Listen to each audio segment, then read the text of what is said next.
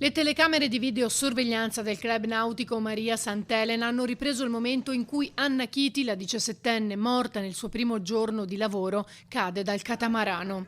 Anna, riferisce il titolare scioccato dall'accaduto, stava tentando di saltare sul pontile con la cima in mano, ma è inciampata finendo in acqua.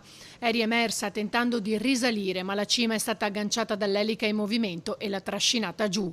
Questa dunque sarebbe la tragica dinamica che avrebbe ucciso Anna. Le immagini sono state consegnate agli inquirenti che ora hanno il compito di ricostruire l'esatta dinamica. Poi il magistrato deciderà se disporre o meno l'autopsia sul corpo della 17enne.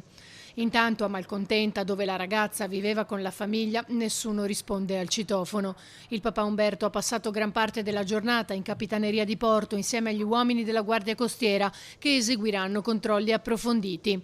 Mentre nell'istituto superiore che frequentava Anna si vedono le bandiere a mezz'asta listate a lutto ed è stato osservato un minuto di silenzio.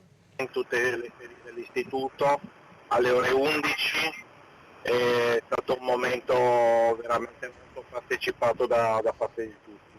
E naturalmente l'istituto anche sta provvedendo ad annullare le manifestazioni che insomma erano in programma in questi giorni.